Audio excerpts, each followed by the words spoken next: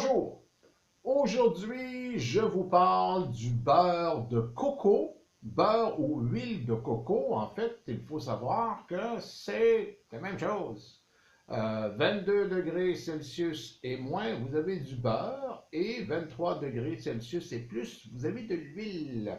Alors, vous pouvez faire le test, vous achetez du beurre, laissez ça dans votre main et avec la chaleur de votre main, ça va fondre. Si vous voulez avoir une huile de coco qui ne fait pas de moton quand c'est plus froid, alors à ce moment-là, il faut la couper avec une autre huile. Mais l'huile de coco, il y a des modes, hein, on vit des modes. Il y a une grosse mode d'huile de coco dans les années 60 et 70 à la plage pour plusieurs bonnes raisons. Parce que à la plage, l'huile de coco aide à bronzer et aussi c'est un après-soleil excellent. C'est un super hydratant. Et vous savez que quand on prend du soleil, on se déshydrate.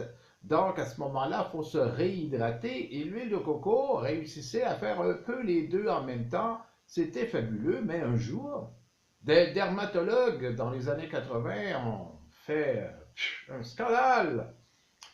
Le cancer de la peau, c'est horrible. Et finalement, on a vu disparaître l'huile de coco à la plage et remplacé par ce qu'on a actuellement, soit des crèmes de bronzage. Et curieusement, il n'y a plus de cancer qu'il y en avait avant. Bon, c'est bizarre ça, mais il y en a certains qui pensent, j'ai fait une capsule là-dessus, qu'il y a certaines crèmes qu'il est peut-être préférable de ne pas mettre, mais ça c'est un autre sujet. Revenant au beurre de coco, c'est une bénédiction du Seigneur parce que, évidemment, en nutrition, on a tendance à dire que oui, mais c'est un beurre d'origine végétale. Par contre, c'est un beurre saturé d'origine végétale. Donc, beurre de vache, beurre de coco, ça s'équivaut. Il n'y a pas une énorme différence. C'est beaucoup mieux que la margarine, vous allez me dire.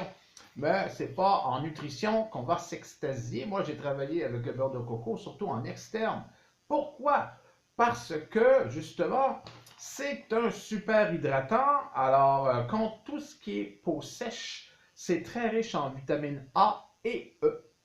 Et ça soigne les coups de soleil, évidemment, à cause de ça. C'est un antibactérien et un anti-inflammatoire fabuleux. Et l'être humain, c'est une bébite qui enfle facilement. Donc, si on a des anti-inflammatoires naturels en plus, on va les prendre. C'est un soin contre l'eczéma à lui seul. C'est un anti-cerne fabuleux parce que justement, c'est un hydratant.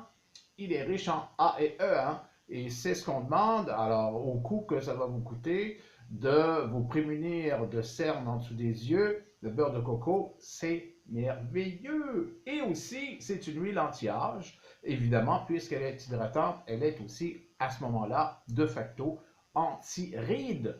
Fabuleux pour un coût quand même relativement bas. Et ça ne vous prend que le beurre de coco. Maintenant, on peut l'upgrader, ça c'est en anglais.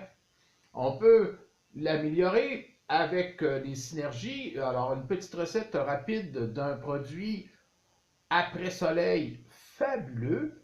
50% de votre quantité, alors si c'est un 100 ml, 50% c'est la moitié, donc 50 ml, de beurre de coco ou d'huile de coco, ne veut pas, on va faire la même chose, que vous allez mélanger avec 45% d'aloès vera, qui est aussi anti-inflammatoire et aussi hydratant, fabuleux. Et rajouter un 5% d'huile essentielle de lavande. Alors, vous allez vous réhydrater, vous allez réparer ce que le soleil peut avoir fait. Et en plus, ce sont 3 anti-inflammatoires différents qui travaillent différemment.